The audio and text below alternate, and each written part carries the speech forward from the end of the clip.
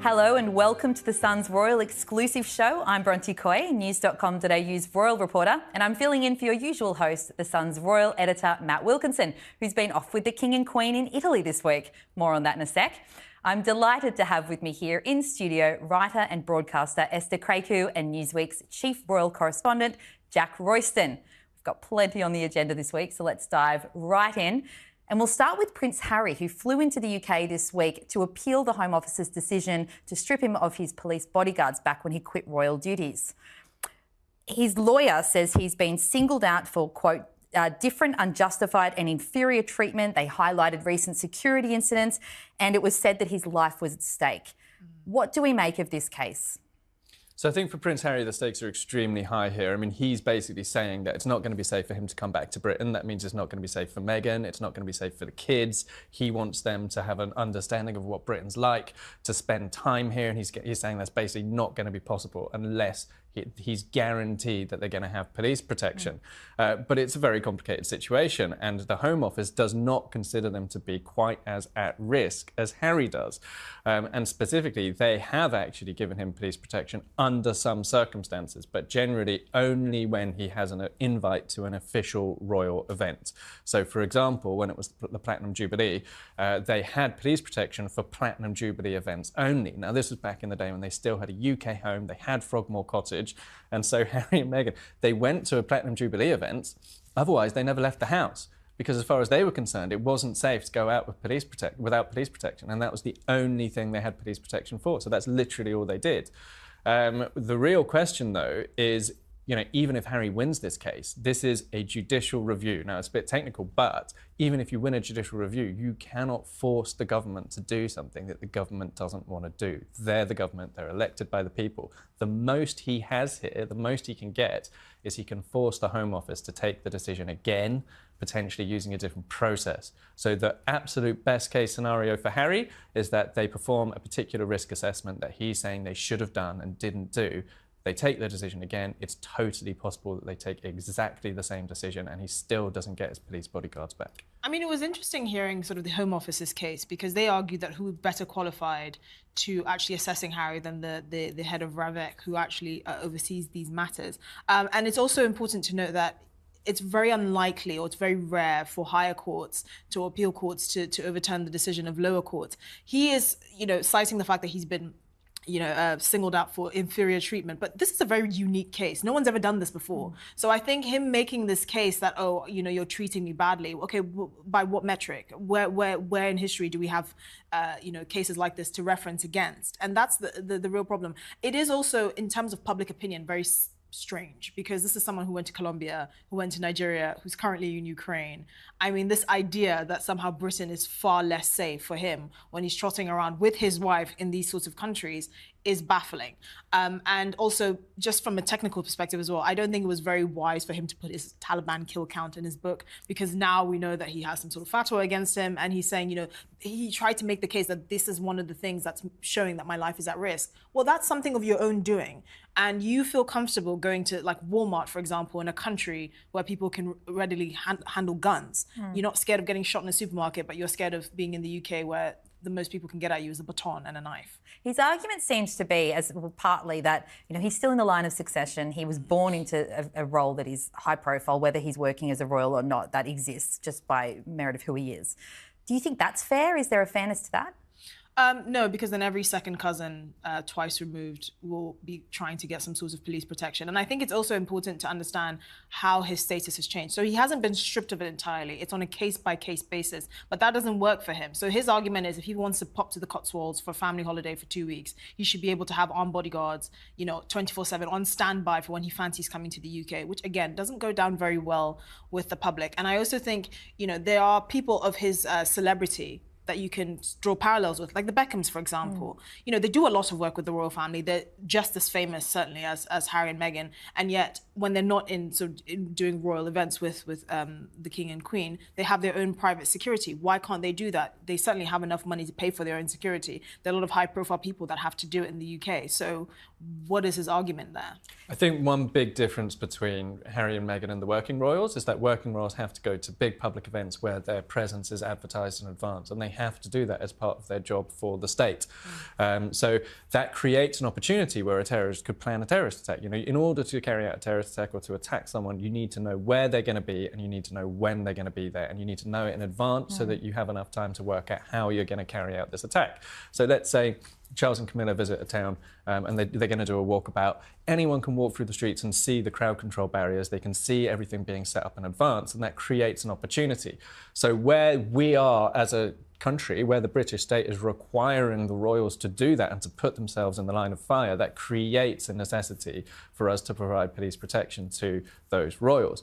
Harry and Meghan are in total control over what they do. They might well want to choose to appear in public, and they may well want to choose to advertise in advance, but they don't have to.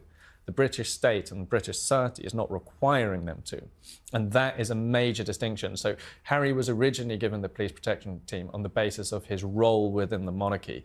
And so he's saying, well, when I lost that role or gave up that role, I should have continued to get it on the basis of the risk and the threat level against me. So one example would be Salman Rushdie had a fatwa against him. He did get some police protection. So Harry is basically saying, I'm now like Salman Rushdie.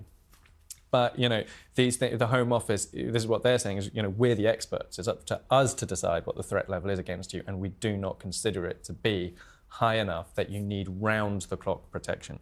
You need protection when you attend royal events, but you don't need it when you're going to see your friends. You know, when you're doing something privately, you don't need a police officer with you. What do we make of the fact, and you're talking about it here, when he turns up and makes himself a target at times, you know, what do we think of the fact that he came to the UK for this two-day hearing where he didn't necessarily need to? It was a really surprising decision. I mean, nobody really expected it. It was actually reported in The Sun for the first time the day before. And until that point, we had no idea he was going to come. And I actively thought he wouldn't. It's the first time he's attended any hearing in this case.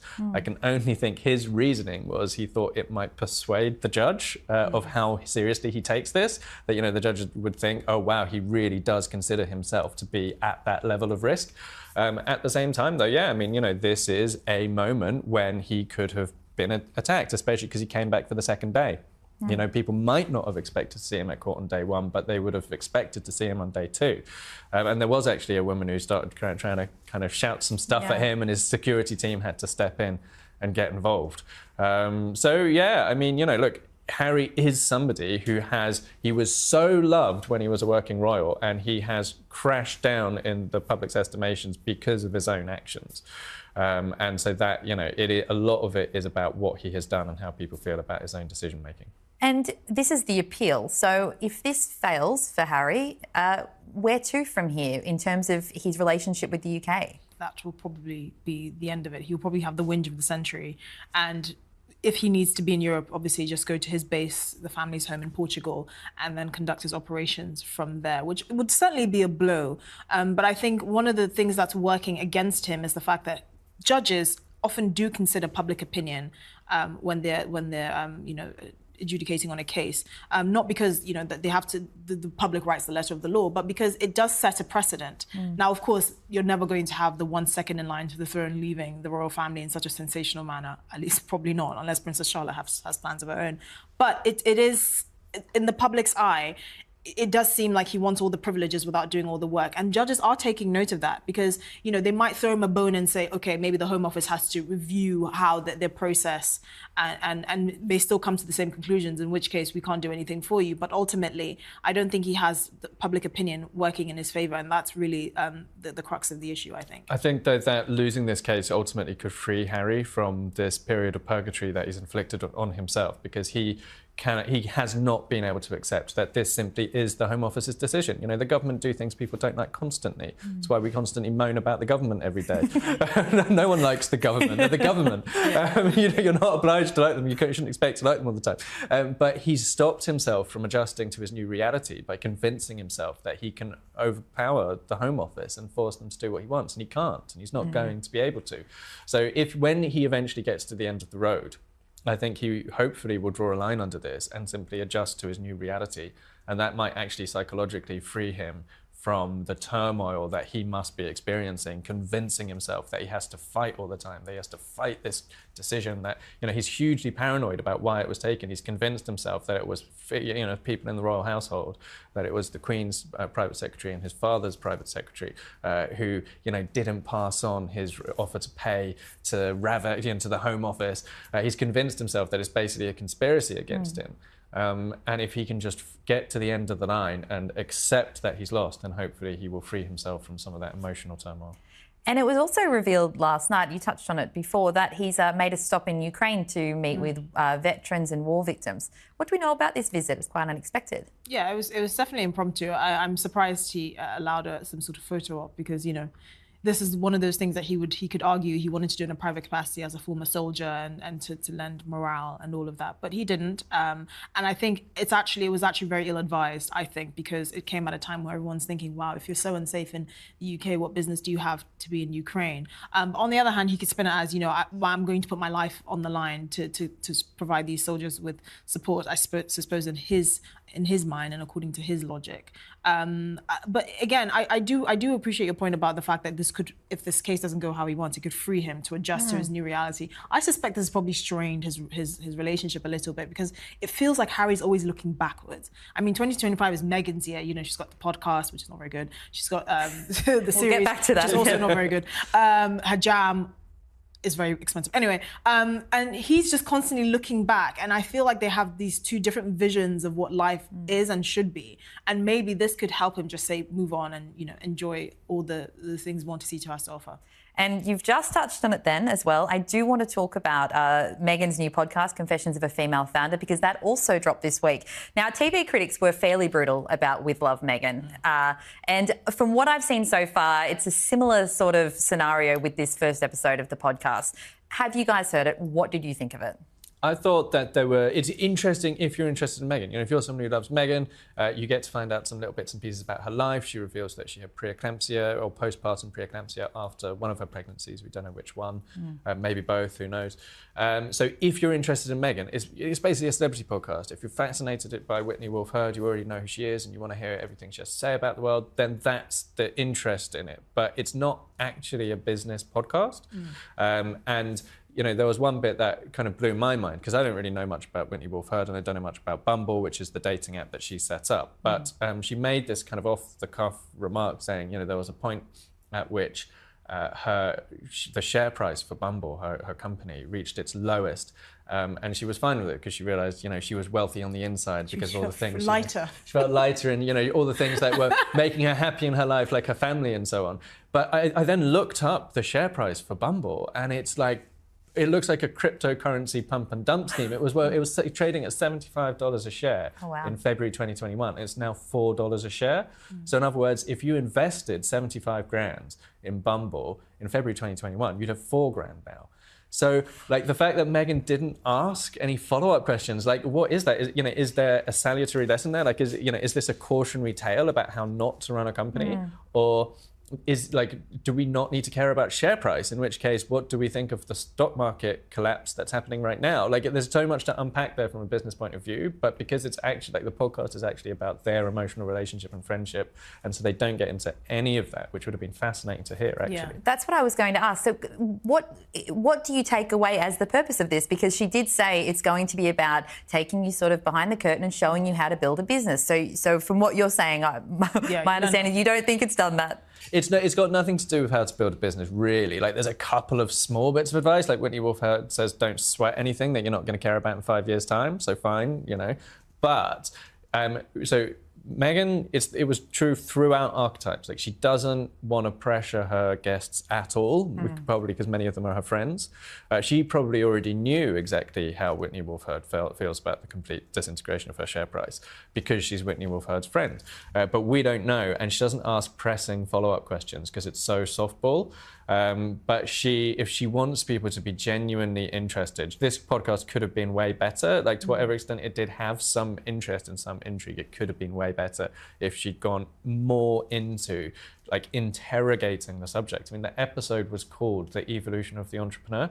There's nothing in there about the evolution of the entrepreneur. Well, I don't think she can press any of her guests, mainly because they're her friends, but also I just don't think there's much substance going on upstairs. I mean, seriously, it just, I don't But think... you could hire people for that, like hire a producer to tell But then her you what have to ask. admit that there's nothing in your head. I mean, this is the... So Meghan and people like Whitney who kind of move in the same world, and you can see they're very similar. They have this very romanticized view of like what a business owner is and what a female business owner is, as if you get like extra brownie points. And yes, of course, I listened to the whole thing and I didn't learn a single business lesson, which I find quite frustrating. There are loads of business podcasts out there that don't teach anything about business or starting a business or anything. I mean, I kid you not, at some point during the podcast, they talked about bottling up your essence and selling it.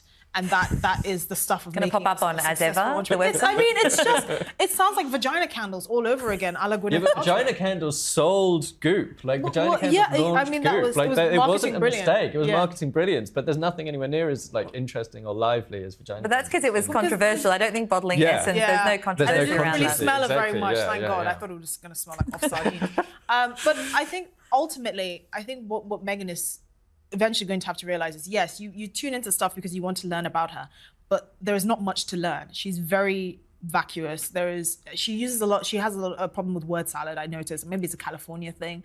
But there's really not a lot of substance, to the extent that when she brings on someone who's actually done a lot with her own career and has had an interesting story to tell, she manages to make it as bland as humanly possible. And you really don't understand how. This is why I think actually stepping outside of the royal family was probably the best thing for her. Because when you are a member of the royal family and you're basically an ambassador for so many issues, you really have to get into the thick of it, and you really have to understand everything that you're doing.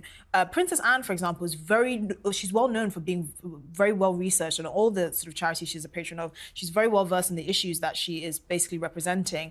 Meghan doesn't have any of that. It's all just, bottling your essence and being happy and not struggling, and just there's strength in being yourself. The magazines publish things about me, but there's strength in being yourself, as if you are not making money because the media are reporting on it. An incredible impersonation, by the way.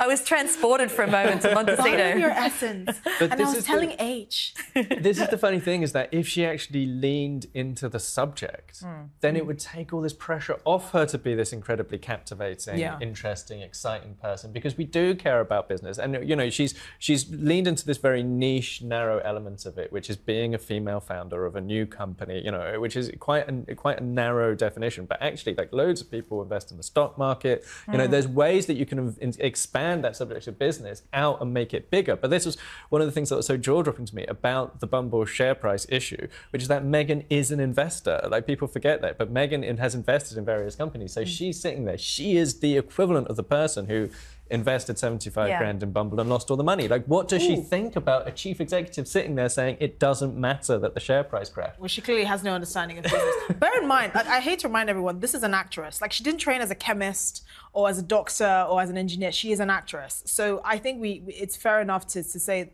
to not have high expectations of her intelligence. That being said, did you catch in the podcast when she said, "Oh, you're trying to start a business, but Archie's going to potty training"? And I was like, "Wait, what? What do you mean going to potty training? Are there like schools in Montecito where you send your children to be toilet trained?" Oh gosh, it took us a solid years for. I clocked that. I was very shocked by it because I'm like, surely not. I guess she must mean maybe he's like crawling around. That's interesting. Well, maybe we did get a little bit of a personal detail in there. They send their children to has mindfulness training. I mean, I kid you not, mindfulness training for a bunch of toddlers is hilarious to me. But that was one of the things they insisted upon. So more broadly, so based on, I've taken on board your reviews. They do seem to be quite in line with the reviews I've seen elsewhere as well regarding the podcast. Off the back of archetypes, with the Spotify deal collapsing in quite a dramatic way a couple of years ago, do we think that Meghan is going to manage to push through with this podcast? Do you think that this will be her big podcast comeback, or do you think she's failed to land the plane? I think this isn't going to be her big podcast comeback, but it could be a necessary step on the way for her to realise that she has to push herself harder and do more. I think there's a bit of complacency that's creeping into the Sussex camp, where they went in all guns blazing, largely pointed at the monarchy. They did the whole royal bombshells thing. Ultimately, it destroyed their reputation, so they had to stop. They then stopped and realised they had to do something that was more comfortable, and they wound up with something very vanilla. So they've done incredibly dramatic but toxic. Now they're doing boring but safe, and they need to find a way, but also a motivation to push themselves into more daring television or podcasts that isn't a fight with the monarchy, and they need something to drive them there. And so I think Meghan has to go through this phase of things that don't quite land in order to summon from within herself the motivation to leave the house and not just monetize her own life, because I think that's basically what she's doing. She's trying to monetize her, like she's got a little home farm which she's using to cook, to make crudité boards for the kids, and someone's turned around and said, oh, this is so wonderful, you make the best crudité boards. So she's like, I'm gonna make it into a TV show. Yeah. It's like, you can't do that. Like, you know, your life, your millionaire lifestyle is not interesting enough to people who are struggling for you to just monetize your own life. You have to push it. You have to leave the house. You have to push yourself out of your comfort zone. And what I actually think she should do is sit across the table from people who disagree with her, because no royal family member has ever done that. It's never happened. And if Harry and Meghan, I mean, you know, they will come up against, like Harry will come up against his temper, because he's got a real temper and he will get angry with people who, you know, if he sits across from Conservatives, from Republicans, he will have to manage his temper. And Meghan will have to really get to know a subject very well, and she'll have to force herself to get to know the subject inside out in order to do it. But they have to stop just having love-ins with their friends. Like, it's so boring, and they can do better. Like, Meghan honestly can do better, and she just needs to aim higher. But in order to aim higher, she needs the motivation. She needs to feel the hunger, and there's just no hunger with them. And I think she needs to be comfortable with controversy. I think she's so scared of saying the wrong thing, which is interesting because she's become such a subject of controversy. I mean, the term Megxit is because of her. I will say, though, there was a piece by Trevor Phillips in the Times where he said, you know, Meghan and Harry leaving the royal family was a huge missed opportunity, because, you know, she could have been the face of a campaign to address the issue of skin bleaching and colorism in parts of South Asia and mainly sub-Saharan Africa, where women are using these toxic chemicals, often cancer-causing chemicals, to try and lighten their skin. And this whole idea of, you know, wanting to be lighter and beauty standards and all of that. These are things that she didn't really need to do much, just being the face of it and highlighting those issues, which I know would have been very significant for me, especially growing up where I did. But these are, she's not, I don't know if she's not cerebral enough to take these on or daring enough. I mean, these are things that people would really appreciate, because a celebrity, she is a celebrity. She's always going to have media outlets following her wherever she goes, but she can do something with that other than vacuous, empty, boring things like selling jam or having interviews with basically her friends that don't really add any value to anyone's lives. And I think that's something that they should really be comfortable with pushing. I mean, I think for Harry, one of the things that he was really saved by being part of the firm was the fact that his face was what sold anything that he did. So with his Sentebale charity, when he started it, everyone was like, this is great, he's doing this in honor of his mother and all of that. In the time since, and obviously with this drama with Sentebale, the fact that it's been revealed that he hadn't even been to sub-Saharan Africa, to Lesotho in 5 years, and this charity that he started, it was quite shocking, particularly to me, because I think, oh, so you're one of those people that starts something, puts your name on it, gets a few rich friends, and then basically ignores it and lets the little, you know, people in Lesotho and Botswana run it. And then somehow you have this clash with a chairwoman who seems to be doing things, at least. And for me, it was a very bad look. And I just thought, you're not a royal anymore. You can't just do that. You can't just attach your face to things and expect it to blow up and you're like, oh, I've done a good deed. You actually have to put in the work. If you run a charity somewhere, you should at least make that charity part of your work. You should be there regularly, every few months at least, have regular correspondence. And this kind of management from afar doesn't really work, especially because he doesn't know how to manage. His life has been managed for him. He's always had these courtiers doing everything. So these are the things I think they should really consider doing and taking seriously if they have any hope of redemption. That's a very interesting point. And before we move on from Meghan's podcast and also Harry, this has been such an interesting week with schedules. We've obviously had this state visit from the King and Queen to Italy, which has been in the diary for a long time. We have had Harry's court case this week, and then at the exact same time, Meghan's podcast was released. What do we make of this scheduling clash? I think it's fascinating because I think the biggest competition is actually between Meghan's podcast and Harry's court case. I think that is what was competing against itself.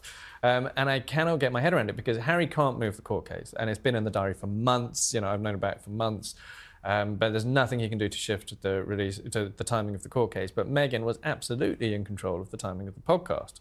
And I cannot get my head around why they would want those two things to be in competition with one another. And the weird thing about it is that Harry's court case won.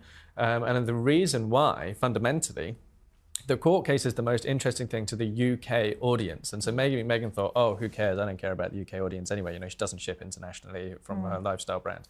But the American media basically ignored Meghan's podcast, which was fascinating. The only big US outlet that really did much on it was New York Times, which is bizarre because they're usually the ones that ignore everything royal.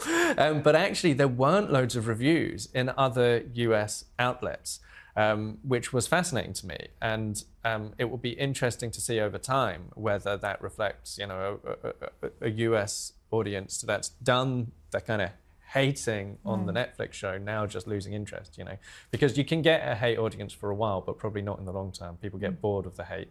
Yeah. So I think it was a massive misfire from them. Do you think it was deliberate though? It sounds like, I mean, the fact that Harry, again, as we talked about, Harry came here, so of course that made the story even bigger, especially globally, because you have the images of him here and we had the security incident. And then of Meghan, you know, premiering or debuting her podcast, the first episode. What do you think their actual thinking was in terms of those being at the same time? Do you think it was, we're going to try to drown out one with the other, or? I think that the only thing I can imagine is maybe Lemonade Media had a schedule. But she is such a big fish in a small pond at Lemonade, which is the podcast production company, that you would think that she could ask to be moved a week. I mean, she wouldn't even need to be moved. You know, she could be moved 2 days, one day, even a day. That's what I find so interesting about the clash. It's baffling to me. It just there's so many mistakes that the couple have made that makes it so much clearer that they're not part of the royal machine. I mean, these are the kinds of mistakes that just wouldn't happen if they were part of the firm. Everything is like a well-oiled machine. And now because they're very impulsive and emotional and kind of like to do things off the cuff. And I think they think part of the authenticity or appeal comes from just not being as polished or trying to not seem as polished. They end up making mistakes that they don't really need to. I mean, this is their fourth failed thing. The Polo series was just boring and actually came across quite privileged and entitled, which I don't think was what they were going for. You know, her last podcast was a flop. This is her series on Netflix, which I had to pain through, was just good. When Harry chewed through his leash enough to make an appearance on screen, I felt like, oh my God, he's alive. He managed to claw his way out of the basement. And then this episode, well, he didn't give an interview, and because he wanted to step back and not steal her spotlight. And then this this now podcast that I had to sit through, I'm sad. I just feel like it's a wasted opportunity time and time again, and I don't know why they don't get it. Yeah. I was going to ask you both what you thought of this big Meghan rebrand with everything now, with the website, the podcast and the series. But honestly, I think it's clear. We're thinking so far it's just not really working out. We will move on, though. As we've mentioned a couple of times, the King and Queen have been in Italy and they went to the Vatican this week. It's been a whirlwind few days. Do we think the visit was a success? I think it was a huge success, personally. I mean, I think some of the pictures were fantastic. I also loved the fly past with the Italian tricolour and the red, white and blue on the planes, but they looked fantastic posing outside the Colosseum.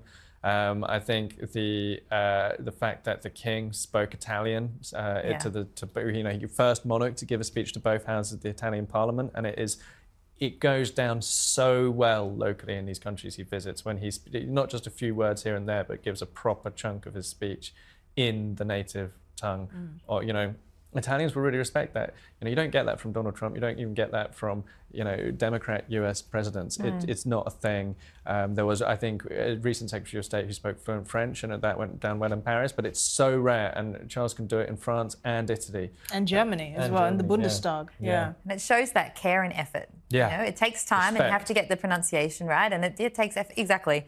For the same for you? Yeah, and I think it shows that being a royal is actually a bit of a profession. Like, you are a professional ambassador, and I don't think people understand just how much training these people go through just to try and become fluent in other languages and to have different forms of communication. It's kind of like, you know, royal education a couple of centuries ago. Actually being able to speak different languages and being well-read and being articulate, which William clearly is, and so is King Charles, is very important.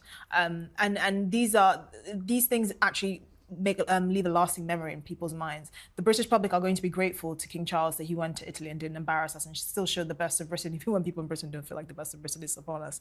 And it's important to remember that's where the real value is, the soft touch that only he can do, really.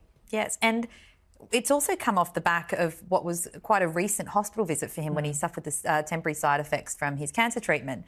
These were 12-hour days. He really was, as we've just said, he was packing a lot in. He was putting a lot of effort in. Do we think he's taking on too much? How do we think he fared? I think he probably should slow down a little bit. I felt quite sorry for Camilla that she didn't get a day off for the anniversary, quite honestly. I think she wanted one.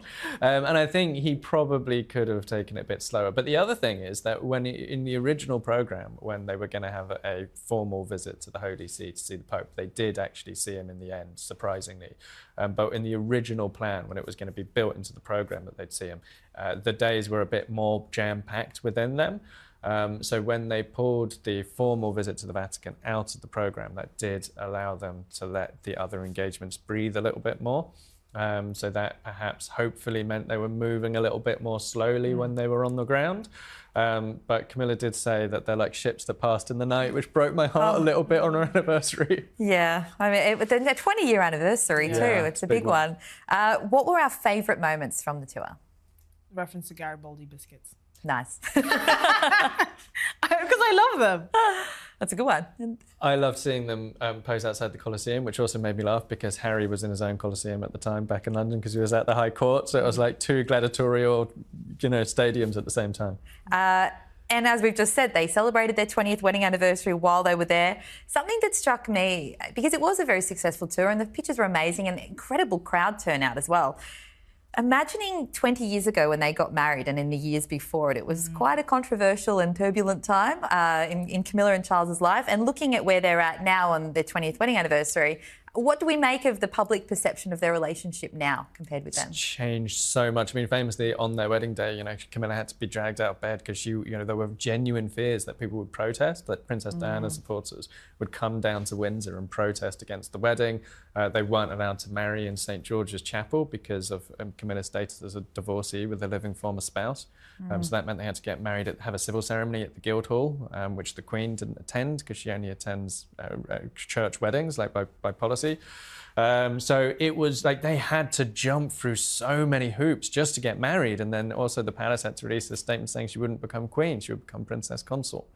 Now you fast forward, not only has she obviously become queen, but actually the strength of feeling among the British public has died down so dramatically.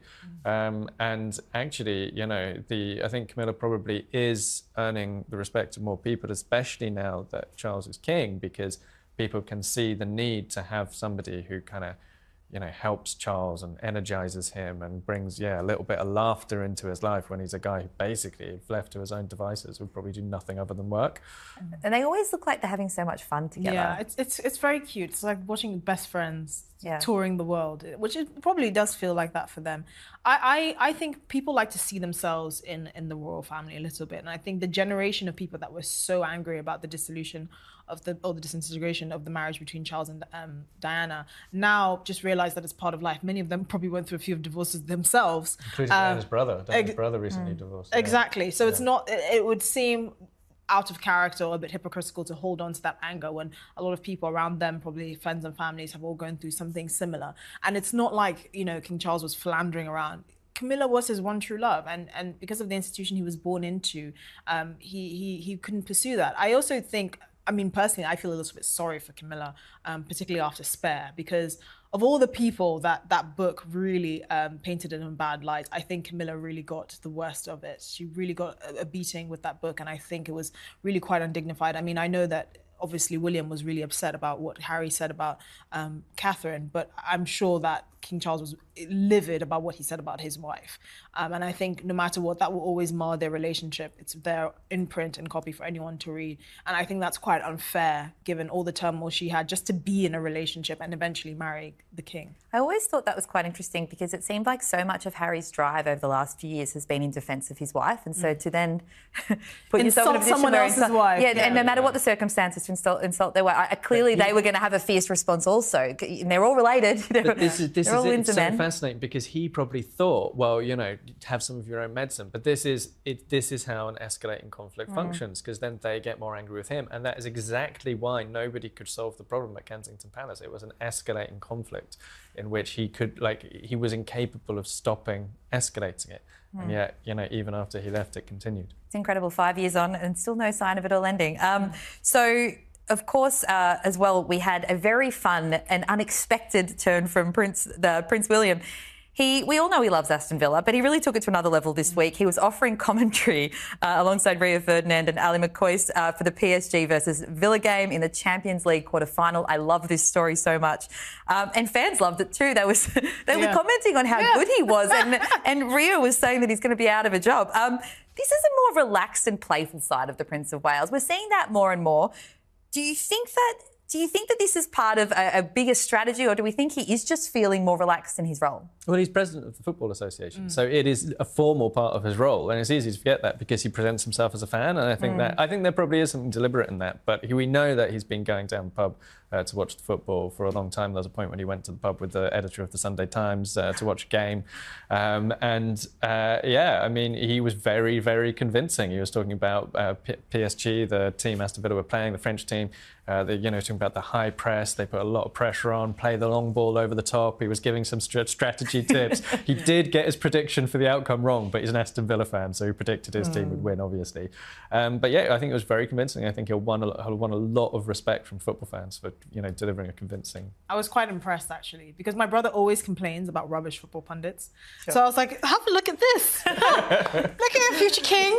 He can hold his own. And I think one of the things I noticed about William is he has very few speech impediments. He's very articulate, and it's obviously part of royal training and stuff like that. But I think it really helps when you're listening to football commentary in particular, because you can trip over your words a lot more easily, and you can tend to have all these unnecessary fillers in there. And I think people they're like, get to the point. What is actually going on tactically? What is going on and what should be done?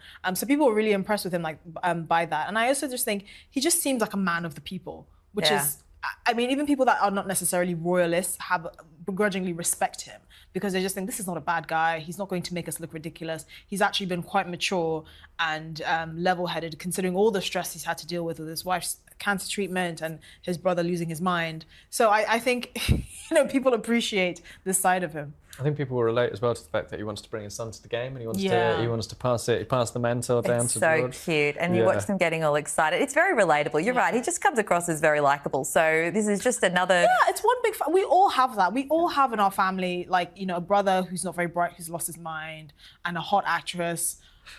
We all have hot actresses. Yeah, we all have the hot bartender. We all have the uncle no one speaks to in Prince Andrew. You have the awkward cousins. You have the really hot sister-in-law. We all have that.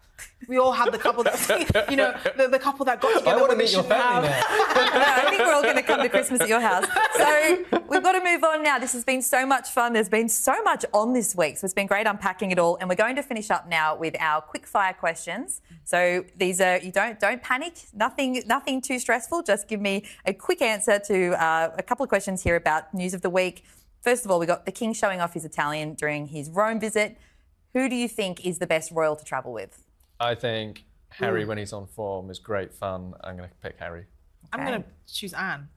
I think she'll keep us all on the straight. She's such a workaholic. I'll be like, where are we going next, Anne? Oh, I have this in my diary right now. We're going here at 11 p.m. And yeah, it should be great. You want to go on a big working trip? Exactly. No, I'm not organised. I'm not as organised as her. So she will like. Although, have you seen the inside of her house? She's got her house looks like mine does. It's completely really messy. Yeah, she's like got a bomb messy. site. Makes me feel better. It makes me feel a lot better. Yeah. So, as we've just talked about, Prince William blew everyone away with his secret talent this week. The football commentary.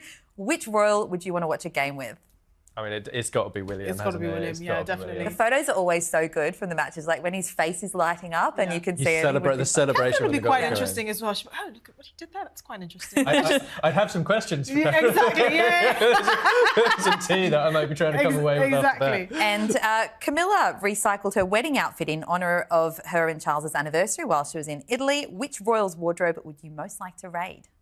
Oh, I suspect you might have different answers. Yeah, I don't think Kate's wardrobe would look that great. I'm going to go King Charles. Don't sell yourself short. I'd definitely have to have a tailor to make some adjustments, but yeah, the King has some great suits in his wardrobe. Yeah, so. Catherine. Yeah, it's got to be. Well, but maybe the Queen, because I loved her bright colours. She was always she was very bold with her colour choices, which I loved. But Catherine has had some stunners as well, the gold outfit, the red, and she's had some moments. And lastly, Meghan, as we've discussed, has just launched her podcast. If you could have her interview anyone at all on it, who would it be? I'm going to double down on my comment that she needs to sit across the table from people who disagree with her, and so I'm going to say Donald Trump. Oh, you did took mine. I thought you were going to say Catherine.